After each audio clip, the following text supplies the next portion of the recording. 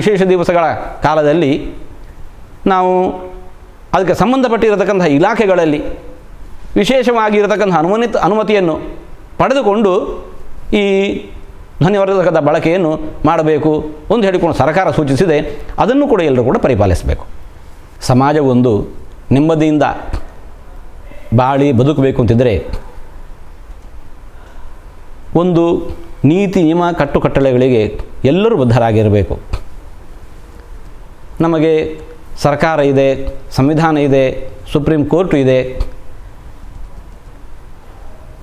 ಈ ವ್ಯವಸ್ಥೆ ನಾವು ಹೇಗೆ ಇರಬೇಕು ಎಂಬುದಾಗಿ ನಿರ್ದೇಶನ ಮಾಡುತ್ತೋ ಅದಕ್ಕೆ ನಾವು ಬದ್ಧರಾಗಿ ಬಾಳಿದೆವು ಅಂತಂದರೆ ಯಾವ ಗೊಂದಲವೂ ಇರೋದಿಲ್ಲ.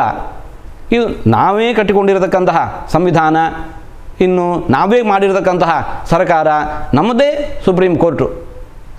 ಹಾಗಾಗಿ ಸಮಾಜದಲ್ಲಿ ಶಾಂತಿ ನೆಮ್ಮದಿ ಉಳಿಯೋದಕ್ಕೆ ನಾವೆಲ್ಲರೂ ಕೂಡ ಸಮಾಜದ ಪ್ರಜೆಗಳು ಅದನ್ನು ಅನುಸರಿಸೋದು, ಪಾಲಿಸೋದು ಅತ್ಯಗತ್ಯ.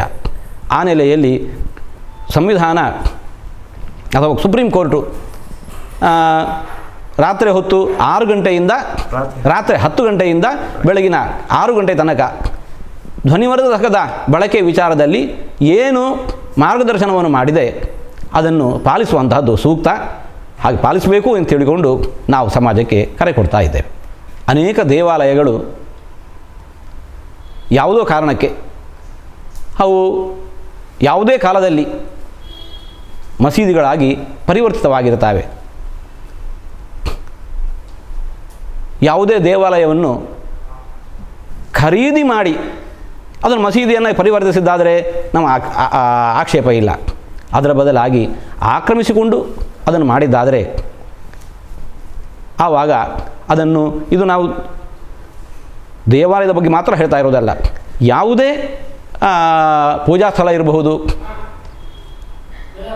ಒಂದು ಸಮಾಜದವರು ಅದನ್ನು ಖರೀದಿಸಿ ಮತ್ತೊಂದನ್ನಾಗಿ ಮಾರ್ಪಾಡುಗೊಳಿಸಿದ್ದಾದರೆ ಸಮಸ್ಯೆ ಅಲ್ಲ. ಅದರ ಬದಲು ಆಕ್ರಮಿಸಿಕೊಂಡು ಅದನ್ನು ಪರಿವರ್ತಿಸಿದ್ದಾದರೆ ಅದು ಮರುಪರಿವರ್ತನೆಗೊಳ್ಳಬೇಕಾದದ್ದು ಅನಿವಾರ್ಯ.